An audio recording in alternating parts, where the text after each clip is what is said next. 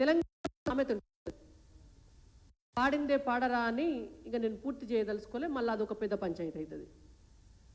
ఆ సామెత చెప్పినట్టు వాస్తవాలకు విరుద్ధంగా జనం ఏమనుకుంటారో అనేటువంటి ఆలోచన కూడా లేకుండా అన్నీ కేంద్రం నుంచి వస్తుంటే తీసుకొని లోపటేసుకొని మళ్ళా మాకేమియలే అని గుండుసున్న స్తోత్రం బీఆర్ఎస్ వాళ్ళు చదివినరు, గాడిదగుడ్డు స్తోత్రం కాంగ్రెస్ వాళ్ళు చదువుతున్నారు ఇంకా కూడా. అయితే ఇదే కాంగ్రెస్ ప్రభుత్వం అసెంబ్లీలో మొన్న క్యాగ్ రిపోర్టు ప్రవేశపెట్టింది. క్యాగ్ రిపోర్ట్లో ఉన్నటువంటి డేటా చూస్తే హెల్త్ సెక్టార్కి సంబంధించినటువంటి డేటా క్యాగ్ రిపోర్ట్లో సబ్మిట్ అయింది కనుక చూస్తే ఇది కాంగ్రెస్ పార్టీకి బీఆర్ఎస్ పార్టీకి చెంపదెబ్బ లాంటిది.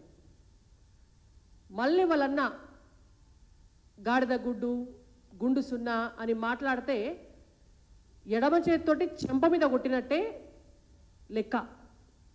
ఎందుకంటే క్యాగ్ రిపోర్ట్ ఏమి భారతీయ జనతా పార్టీ రాయలే, భారతీయ జనతా పార్టీ తెలంగాణ రాష్ట్ర శాఖ నాయకులు రాయలే, భారతీయ జనతా పార్టీ జాతీయ నాయకులు రాయలే, లేకపోతే మా కేంద్ర వైద్య ఆరోగ్య శాఖ మంత్రి గారు రాయలే.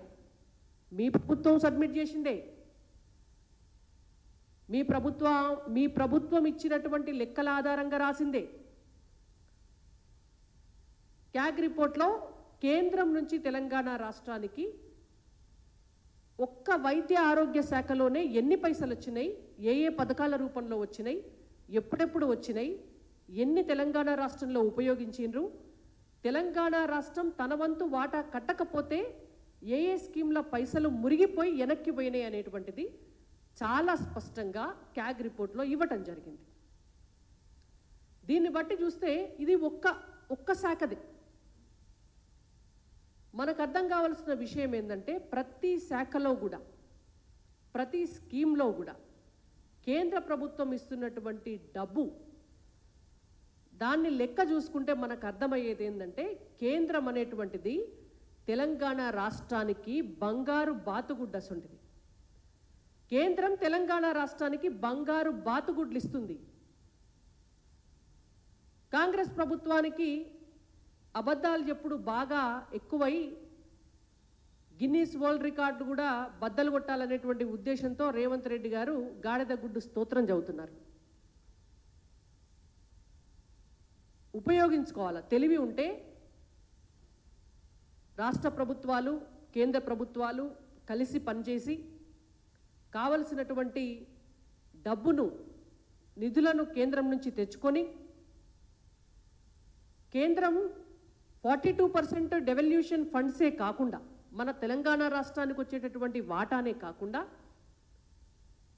అనేక రకాల స్కీమ్ల ద్వారా తెలంగాణ ప్రజలందరికీ కూడా అన్ని రకాల ప్రయోజనాలు లబ్ధి చేకూరాలనేటువంటి ఉద్దేశంతో అనేక రకాల మార్గాలలో డబ్బును ఇస్తున్నప్పుడు సయోధ్యతోటి కేంద్రం నుంచి ఆ డబ్బునంతా తెచ్చుకోవాలి, దానికోసం పనిచేయాలి.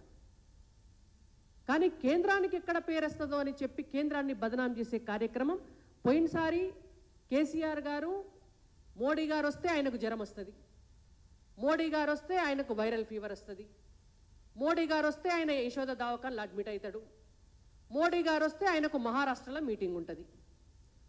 మోడీ గారిని కలవకుండా కేసీఆర్ గారు నిందిస్తే మోడీ గారి దగ్గరికి పోయి మోడీ గారి దగ్గర కలిసి మోడీ గారిని పెద్దన్న అని, మోడీ గారి ఈడికి వచ్చినప్పుడు బడేభాయ్ అని, మళ్ళా తర్వాత ఏరు దాటేదాకా ఏటి మల్లన్న, ఏటు దాటినాక బోడ మల్లన్న అని జర్రంతా ప్రభుత్వం మీద పట్టొచ్చిందో రాలేదో రేవంత్ రెడ్డి గారు కూడా కేసీఆర్ గారి లెక్కనే నిందించడం మొదలుపెట్టాడు. అసలు ఏం జరుగుతుందో తెలియనోనికి, అంటే